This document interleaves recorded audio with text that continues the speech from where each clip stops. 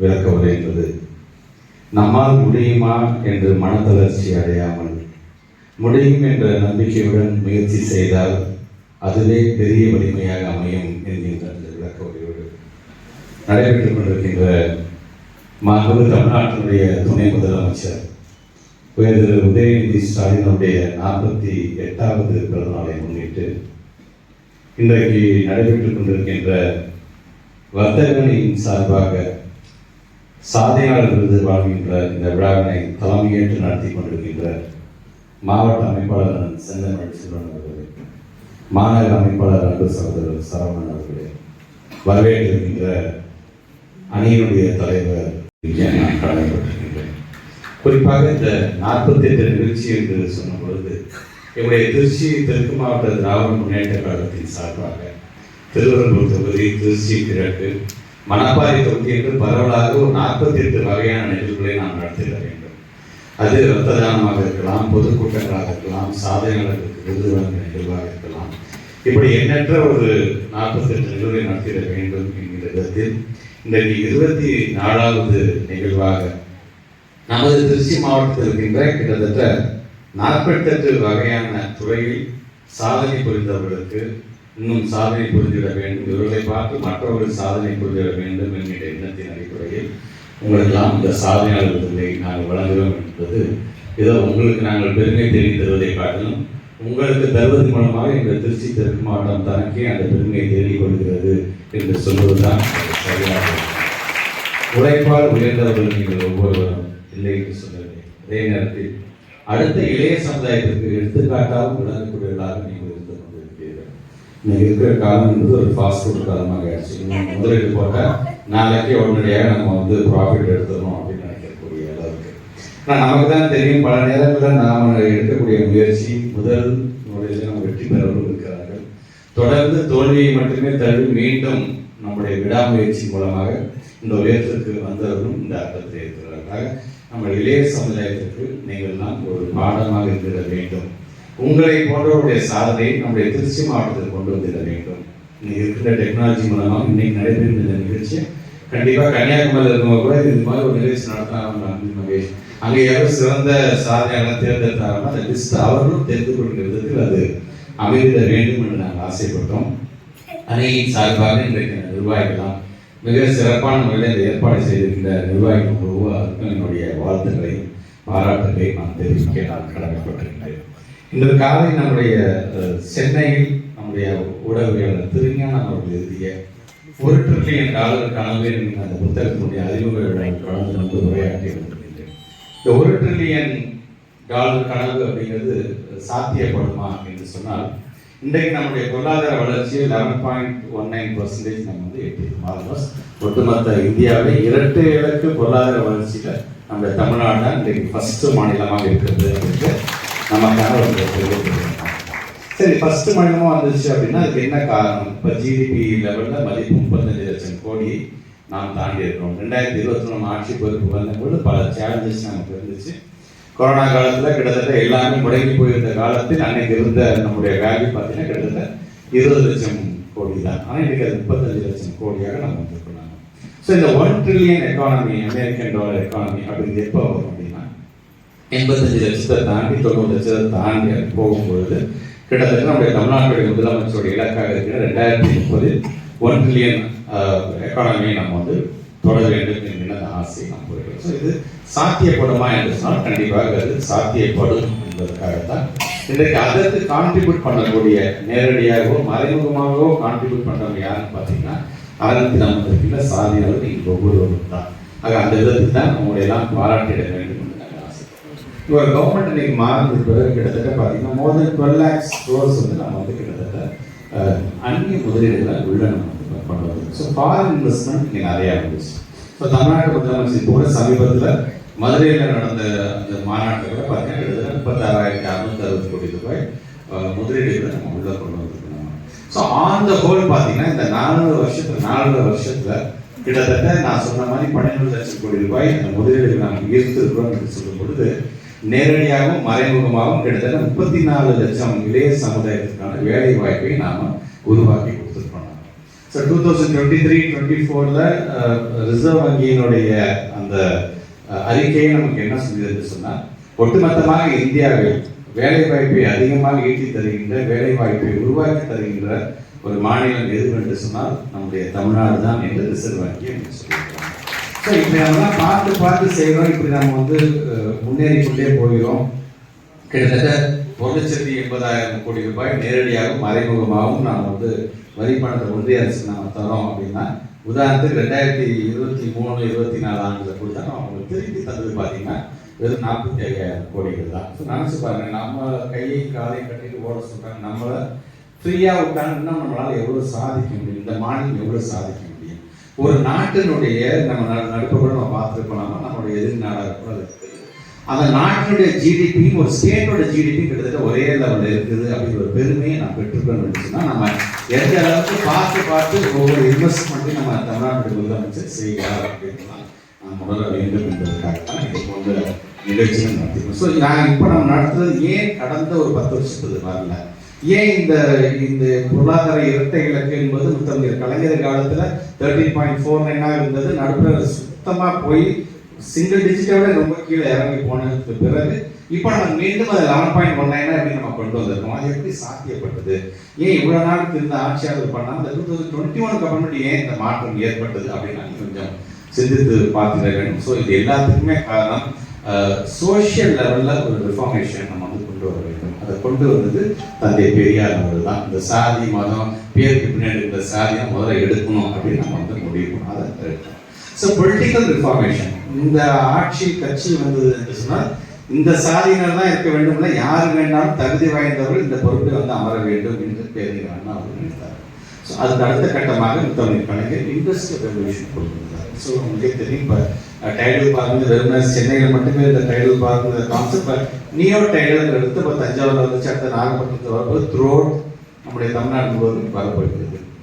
So தமிழ்நாட்டுடைய முதலமைச்சருடைய அந்த எண்ணம் என்பது மாநிலம் முழுவதும் ஒரு சீரான வளர்ச்சி வேண்டும், மாவட்டம் தோறும் பரவலான வளர்ச்சி இருக்க வேண்டும் என்று அவர் சொல்றாரு இல்லையா. அதனால இப்போ நம்முடைய திருச்சியிலையும் பார்த்தீங்கன்னா more than 400 crores இப்போ டைடல் பார்க்குக்கான பணிகள் நடந்துட்டு இருக்குது. ஸோ அடுத்த மேக்ஸிமம் ஒரே இடத்துல வெறும் தலைநகரில் மட்டுமே வளர்ச்சி என்பது இல்லாமல் அங்கங்க நீங்க எல்லாமே பார்த்தீங்கன்னா எல்லா மாவட்டமும் ஓரளவுக்கு ஒரு எஜுகேஷன் ஹப்பாக மாறப்பொழுது ஏன் அங்கேயே ஒரு தொழிலை ஏன் கொண்டு வர முடியாது? இப்போ நம்ம சிப்கோ பற்றிலாம் நம்ம சொல்றாங்க, இதெல்லாம் கொண்டு வந்தே பார்த்தீங்கன்னா முத்தமிழ் கலைஞர்கள் தான். ஏன்னா ஒரு காலத்தில் வெறும் சென்னையில் மட்டுமே இருந்தது, நீங்க எல்லா மாவட்டத்திலும் பரவலாக. ஸோ இந்த பின்தங்கிய மாவட்டம் அப்படிங்கிற வார்த்தையே இருக்கக்கூடாது, அனைத்து மாவட்டம் முன்னேறிய மாவட்டமாக இருந்திட வேண்டும் என்று நாங்கள் ஆசைப்படுறோம். ஸோ இதற்கு யார் காரணமாக இருப்பது? வெறும் அரசாங்கம் திட்டம் மட்டுமல்ல, இங்கே வருகின்ற சாதனையாளர்கள் பல துறை சார்ந்த சாதனைகள்லாம் இருக்கிறீங்க இல்லையா. ஸோ நீங்க எந்த அளவுக்கு உங்களுடைய வேலையை நீங்கள் சரியான முறையில் செய்வீர்களோ, உங்களோடு சேர்ந்து தமிழ்நாட்டுடைய முதலமைச்சர் கனவு என்பது ஒரு தனி மனிதனோட கனவு இல்லை, ஒரு நாட்டுக்கான கனவு என்பது அந்த நாட்டு மக்களை கூட அழைத்து கொண்டு அவர்களோடு சேர்ந்து பணியாற்றி அவர்களோடு சேர்ந்து உழைத்து இந்த நாட்டினுடைய பொருளாதாரத்தை இன்றைக்கு இரட்டை இலக்குக்கு கொண்டு வந்திருக்கிறார்கள் என்று சொல்லுவதுதான் அது சரியாக இருக்கும். அது எங்களை பொறுத்தவரைக்கும், எங்களுடைய திருச்சி தெற்கு மாவட்டத்தை பொறுத்தவரைக்கும் ஏதோ இந்த ஆண்டு மட்டுமல்ல, இனி ஒவ்வொரு ஆண்டும் இது போன்ற சாதனையாளர் விருது வழங்கும் என்பதை நாம் நடத்திட வேண்டும் என்கின்ற ஒரு முடிவுக்கு நானும் தெரிவித்திருக்கிறோம். ஆக அந்த விதத்தில் வருகை தந்திருக்கின்ற உங்கள் அனைவருக்கும் என்னுடைய நன்றிகளும் வாழ்த்துக்களும் பாராட்டுகளும். உழைப்பால் ஒழிந்தவர்கள் உழைப்பால் அடுத்த இளைய சமுதாயம் இது போன்று நாம் வந்துவிட வேண்டும் என்கின்ற ஒரு உறுதியை பெறுகின்ற ஒரு நிகழ்வாக இந்த நிகழ்வு அமைந்திட வேண்டும். உங்களோடு சேர்ந்து நானும் இங்கே மாண்பு துணை முதலமைச்சர் பல்லாண்டு காலம் வாழ்க வாழ்க வாழ்க என்ற வார்த்தை இந்த செய்கிறேன். நன்றி.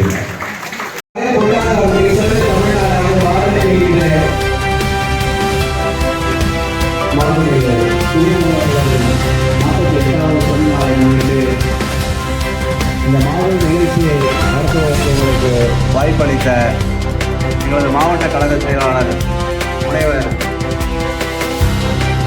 அமைச்சர் அவர்களுக்கு எங்கள் அணியின் சார்பாக எங்களது மனமார்ந்த நன்றிகளை உருவாக்கி கொண்டு துறை வாரியாக அதாவது அனைத்து உடனடிக்கு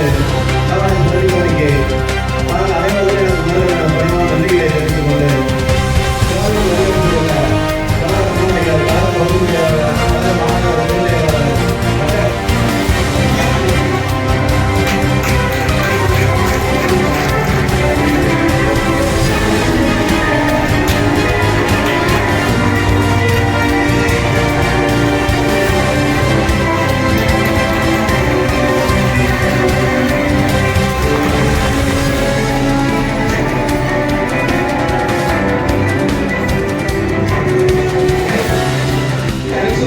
பிரியாணி இன்னும் சிறிது காலம் சொன்னால் தேசிய உணவாக கூட மாறுவோம் என்ற நிலையில் இருக்கக்கூடியதுதான் சிறந்த உணவை அமோடு வைக்கிறோம்.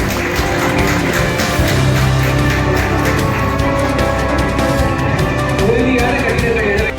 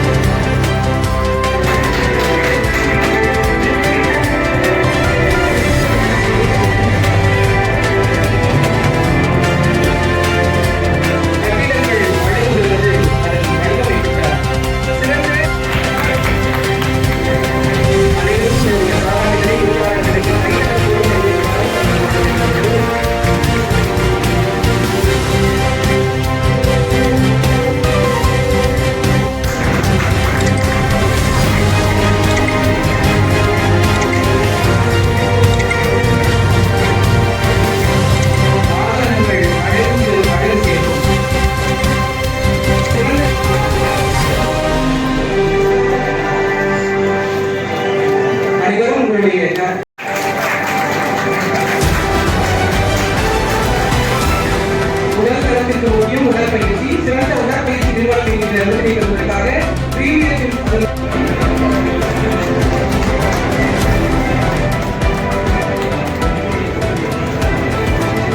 கைதகன்களிலும் சத்தமாக இருக்கிறார்கள்.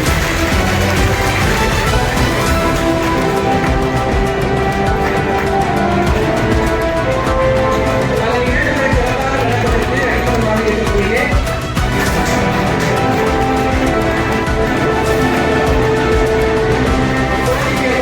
சிறப்பான பயிற்சிகளை கொடுத்து பல அரசு அதிகாரிகளை உருவாக்கி வருகிறோம்.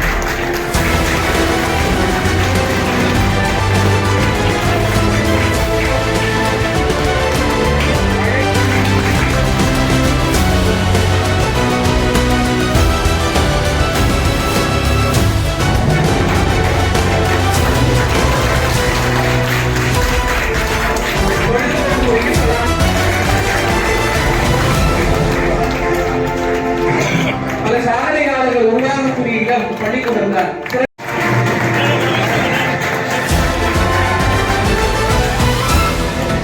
அனைவரும் கைதகங்கள் மூலமாக பாராட்டுகளை அன்போடு வைத்திருக்கிறோம்.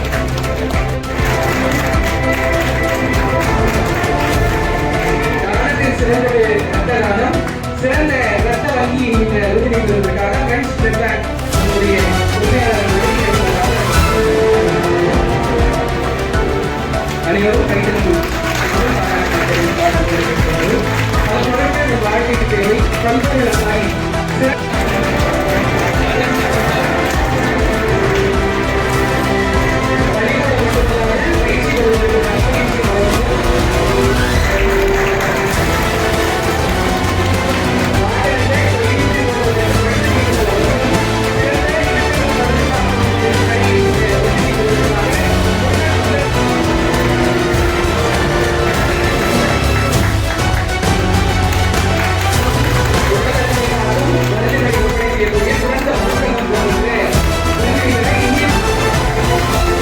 அசைவத்திற்கு சற்றும் குறைவில்லாதது சைவம். சிறந்த சைவ உணவகம் என்கின்ற விருதினை பெறுவதற்காக சங்கீதாஸ் கோவில் பகுதியுடைய உரிமையாளர்களை மேடைக்கு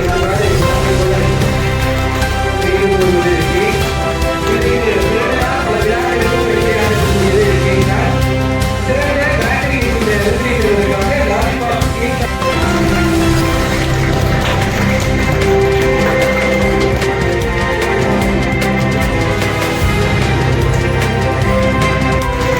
உணவு ஆசிரியர்